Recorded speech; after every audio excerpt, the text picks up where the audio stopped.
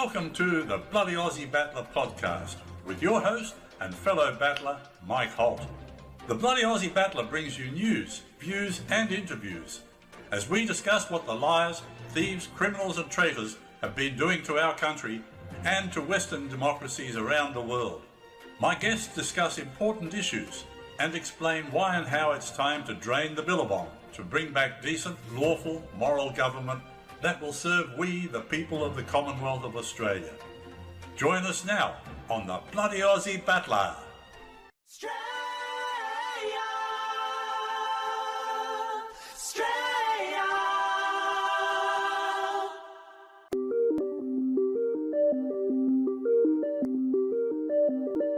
Are you interested in podcasts that uncover the truth? Tune into Widdershins Podcast. Straight from science fiction, we uncover the technologies being developed right under our noses. We bring to you the world's leading scientists, engineers and experts to discover just how far away these things really are from becoming our reality. www.widdershinspodcast.com.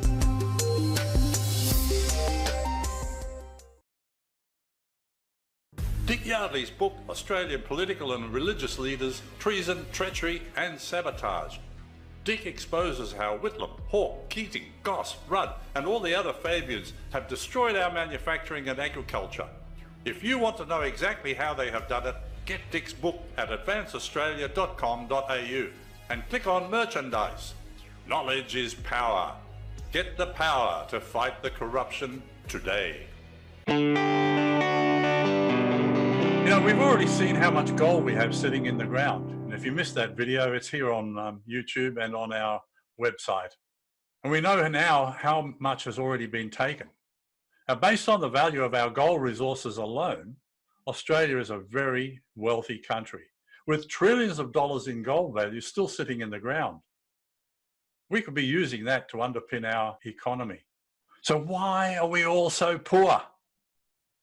We pay one of the highest tax rates in the world, and yet we get almost nothing back for it. Unless you count, of course, the new toll roads we are forced to pay for and fined if we refuse to pay, because we know that we have already paid for those roads many times over with our car registration, license registration, and other hidden taxes. And because our Constitution guarantees us freedom of movement without government interference. Did our forefathers need a license to ride their horses into town? Of course not. And there's no difference between a horse and a car. It's a means of travel. And we have an absolute right to travel anywhere we wish without being forced to pay for it by a corporation, no matter what authority it claims over us. But the political party criminals don't care about our rights and our freedoms. All they want is our money. More money, and yet more money. So let's talk about where else Australia has untold wealth just sitting in the ground. Coal has been given a very bad name in Australia. The socialist agenda has decreed that we must abandon this clean energy supply and move over to renewables. Yeah, well, that's working, isn't it? South Australia is a good example. It's rich in energy. It contains significant reserves of fossil fuels such as natural gas, coal and oil. The state also contains large amounts of uranium, including the world's single biggest deposit at Olympia Dam, which represents 30% of the world's total resource. But the socialists have forced all coal-fired generating stations to shut down, obviously without thinking it through first. As a result, we see South Australia experiencing power shortages, despite installing banks of Tesla batteries to store energy from their solar arrays. And these arrays only work when the sun is shining. And this is just ridiculous, isn't it? If we are to rebuild our nation, we need a reliable source of energy. And the source that is most abundantly available is coal. Now here's a small sample of how many coal plants there are in the world today and how many more are going to be built within the next 5 years. So for instance, the EU has 468 plants. They plan on building 27 more for a total of 495. I won't go through the whole lot, but it's pretty obvious that Australia is alone in destroying our most easily available source of energy, all fired by coal.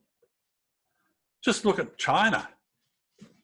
They have 2,363 for a total of 3,534.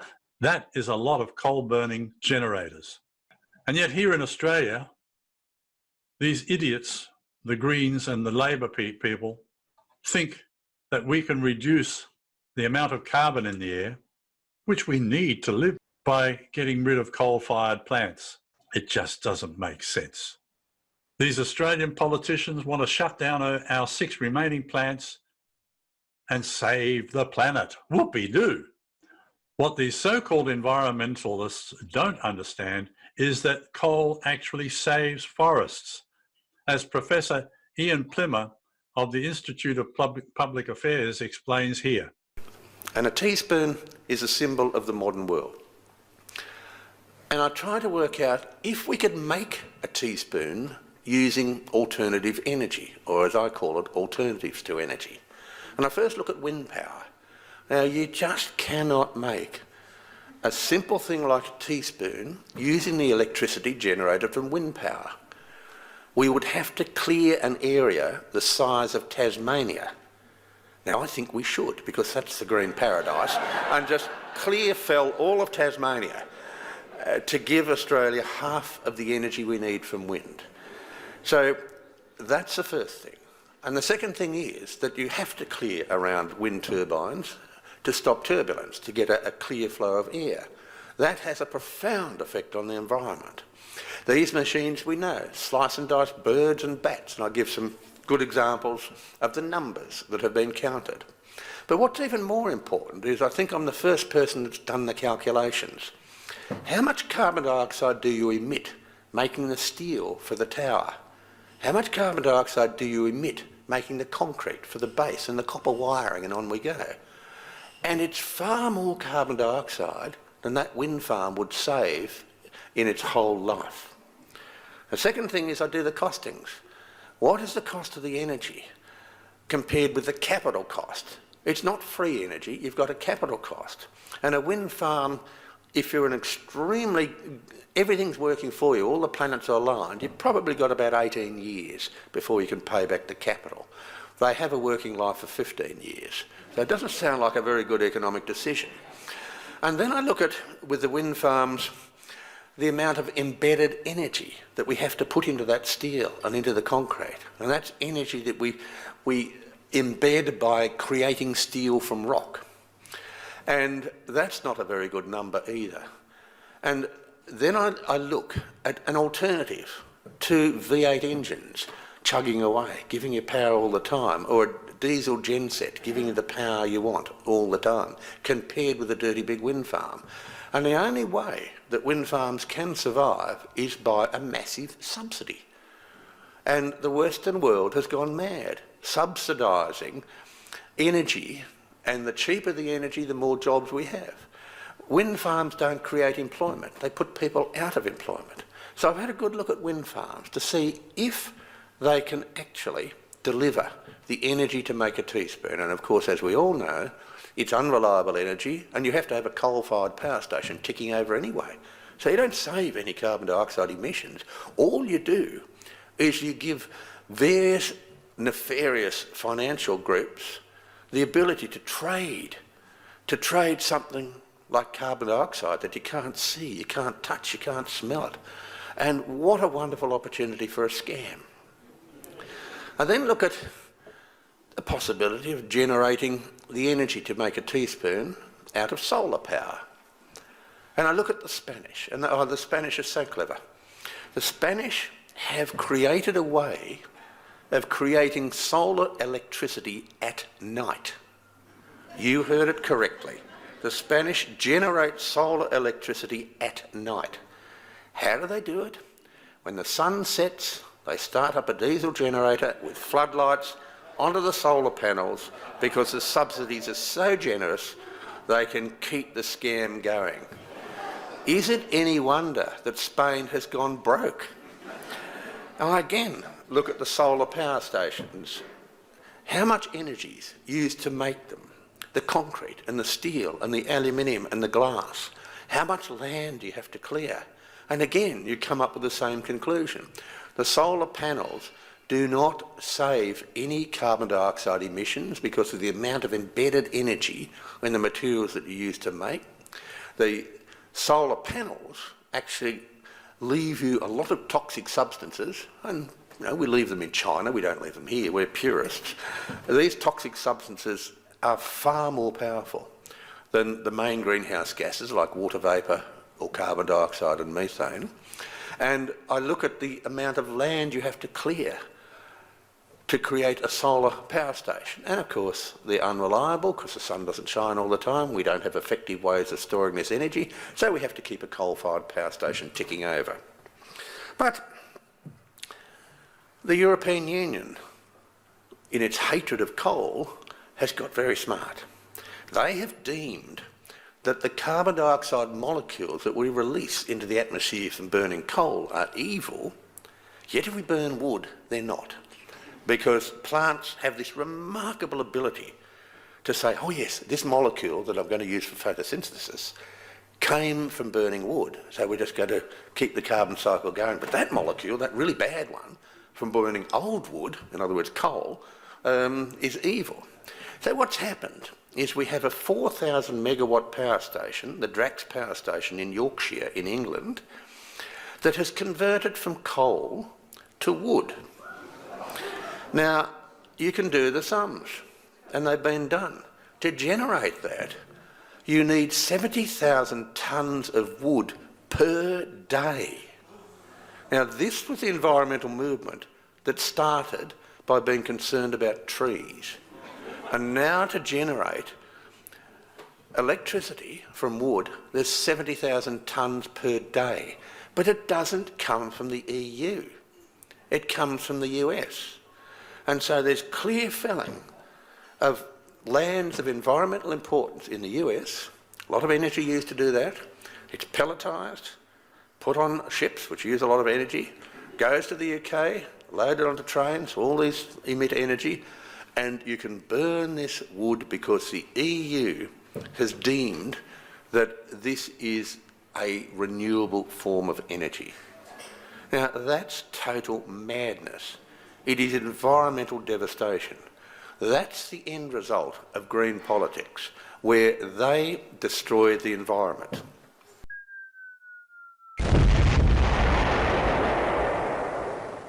Nor do these same environmentalists comprehend that Australia is one of the leading suppliers of coal-burning technology.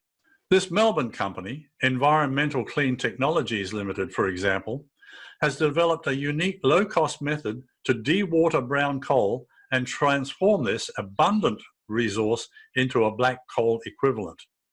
They call it the coal dry process, which creates a high-grade coal equivalent that burns so efficiently that it can be used to make high-grade steel, something that is impossible burning low-calorie lignite, or brown coal as it is known. Now, ECT's coal dry technology is a scalable, cost-effective, low-rank coal drying solution that produces a storable, transportable, energy-rich fuel pellet, ideal for the lucrative thermal coal market, as well as excellent for use in higher value coal conversion applications, such as manufacturing high-grade steel and other products requiring efficient high-temperature combustion. But this company didn't stop just there. They have another technology called Matmore. This technology is positioned to revolutionize primary iron making thanks to the design of their simple, low-cost, low-emission, patented Matmore retort, which uses cheaper alternative raw materials. Now, the beauty of these two technologies is there's almost no pollution whatsoever. Now, Matmore comprises three exclusive facets. Inputs: it uses brown coal, that is lignite, as a reductant and heat source. No other technology can claim this. Hydrogen. Matmore is dominated by a hydrogen reduction reaction instead of the traditional carbon-based reduction reaction. Where do we get hydrogen from? It's everywhere, especially in water. It's simple, clean, and efficient. And plant design. Matmore employs a unique retort, a vertical furnace that works with the standard natural chemistry of brown coal. Both the coal dry and Matmore technologies do not pollute the atmosphere. Instead, they offer a chance to revitalise our iron and steel industries. The only obstacle is the political party governments that are dedicated to destroying our manufacturing base for the sake of their UN-inspired Agenda 21. Instead of using this technology to benefit Australians, the government has completely ignored this and other companies that are on the cutting edge of developing technology to make coal non-polluting and extremely efficient. Australia has a large number of operating black coal mines, nearly all of which are located in New South Wales or Queensland. Black coal ore reserves at operating mines could last 23 years at 2017 rates of production. And when all reserves are considered, this figure extends out to about 31 years. So we only have about 31 years to get our act together. And if we maintain these political parties, we will never do it because they are not interested in doing it. These are the coal mining operations currently going on west of Rockhampton, Queensland. This is in the Peak Downs area. But there's another basin just a little bit further to the west that hasn't even been developed yet. Another large coal mining operation is underway in Western Australia at Collie. Yet another smaller one is yanking out our valuable coal resources in Tasmania.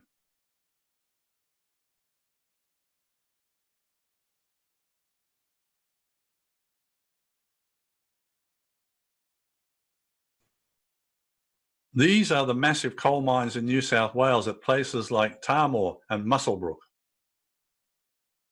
However, we have not surveyed all the other available coal deposits, so there is quite likely a huge reserve of coal we don't even know about yet. All the while, the government has conspired to sell off our minerals to overseas interests, instead of using them to rebuild Australian manufacturing. Those assets should be helping Australia develop, not overseas countries. Don't you agree? Where's the money? Global coal production has averaged around 8,000 megatons a year since 2010, nearly double the amount produced in the early 1990s. You only have to look at the vast coal mining operations already going on to see how much of our national wealth is tied up in coal. And the good news is that the majority of it is still in the ground, as you can see here. This is all very well, but why are we exporting all our coal? It's a finite resource. Surely we should be keeping it, most of it here anyway, to develop our country ourselves. So just how much coal do we export each year? And what is the revenue? Well, Australia's coal export values hit a new peak of 56.5 billion in 2017, according to trade data from the Australian Bureau of Statistics. And get this figure jumped to an astounding 278 billion in 2019. Where's the money? With the current economic instability caused by the coronavirus, as well as the change in Chinese business practices, our government should be looking at ways to expand our coal export market to more countries. Instead, we are locked into unfair and unprofitable, for Australia anyway, coal export contracts that do not benefit us. At least they don't benefit us enough. But even more importantly, we should be looking for ways to use our vast coal resources to rebuild Australian manufacturing, which would create thousands of new jobs in many other sectors across the nation. However, while we allow the Vatican, the USA, the UN, and the international banking system to dictate how our country is run, we will not have a chance to restore our nation to health, wealth, and happiness. The money behind and backing this debt that ultimately supports the repayments and continuity of the system is effectively unanchored and merely backed by confidence. The Reserve Bank of Australia uses monetary policy to manipulate the money supply to support debt levels through the production of fiat currency. What is fiat currency? Well, when you go to a bank and you say, I need a loan, do they give you money, or do they just tap a few keys on the keyboard and they create it out of thin air? That is fiat money. Controlling inflation preserves the value of money and encourages strong and sustainable growth to the economy over the longer term. Really? Well, have a look at this debt clock. Does it look like we are a rich country at the moment?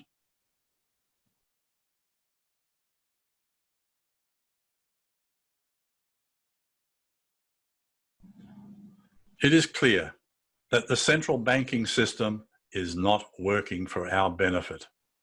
We have incurred a massive foreign debt, yet we have many Australians earning just enough to exist. And then there is the number of homeless sleeping out on our streets every night, which has increased by about 5% over the last 5 years. And that's not to mention our veterans and our aged and infirm.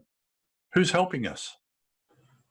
Despite the government proclaiming a rise in the employment figures, what they are not telling us is that someone with a part-time job working just a few hours a week is considered fully employed.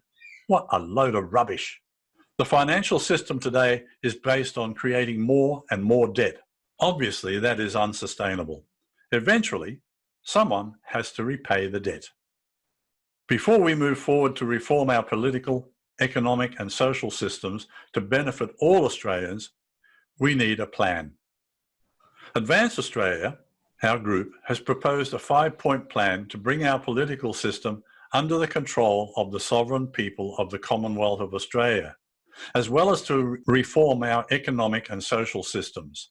This includes getting rid of the United Nations, unplugging our banking system from the international central bank system, set up by the likes of the Rothschilds and Morgans, and creating a business climate that will allow Australians to grow our industrial and agricultural base again. We need a central bank owned by Australians for Australians, like we had before 1920, when Sir Otto Niemeyer, the chairman of the Bank of England, came to Australia and forced the then Labor government of the day to hand over the keys to him, giving him control of our Commonwealth Bank of Australia.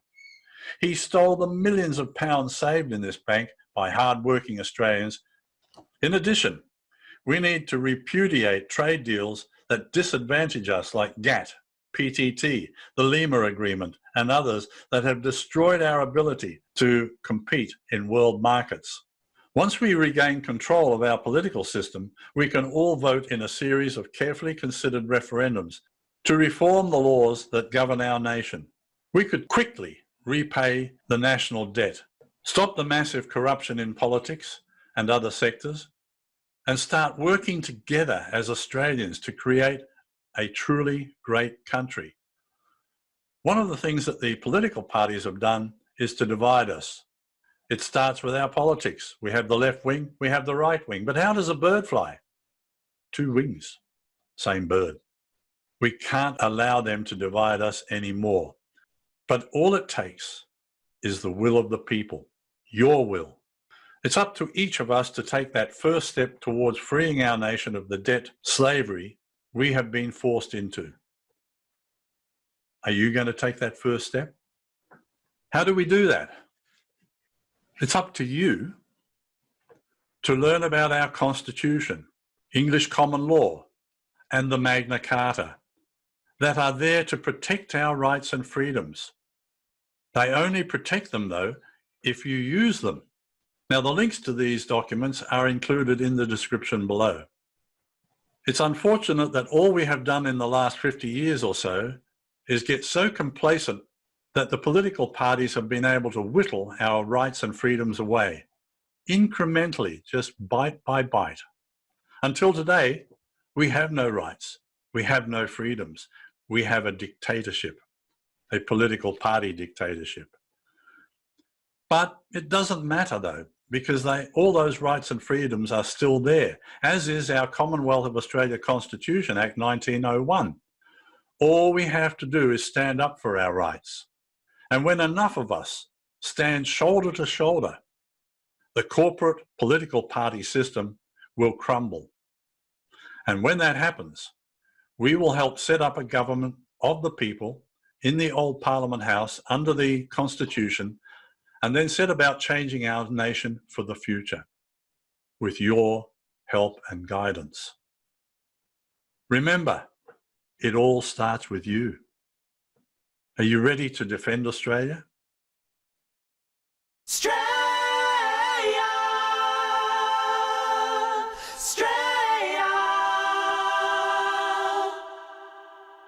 My country don't share no borders 'cause of all the waters that surround our sands. Thank God for our resources 'cause they are the sources of our wealthy land.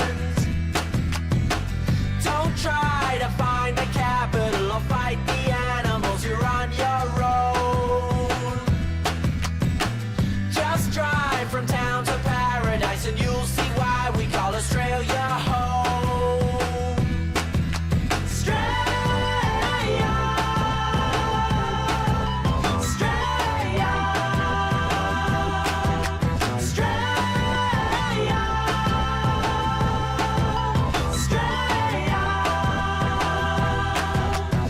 You think you got it, oh, you think you got it, but have you got a rock where there is nothing at all?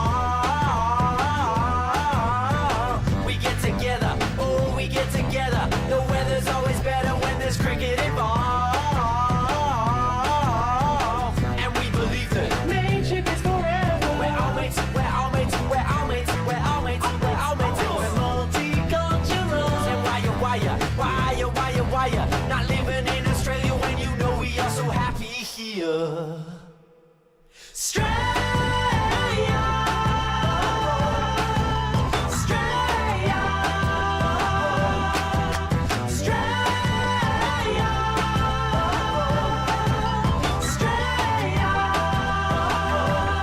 Alright now fellas, yeah. Now what's cooler than a big cold beer? Ice cold.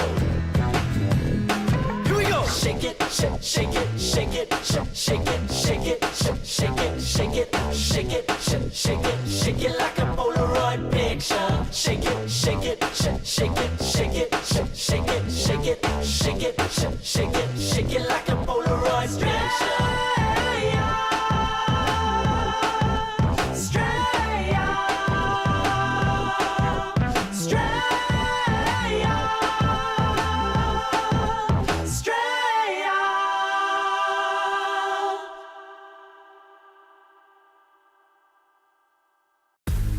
If you're enjoying the Bloody Aussie Battler podcast, please consider donating to help keep us going. You can donate just once or make it a monthly donation. Any amount is welcome.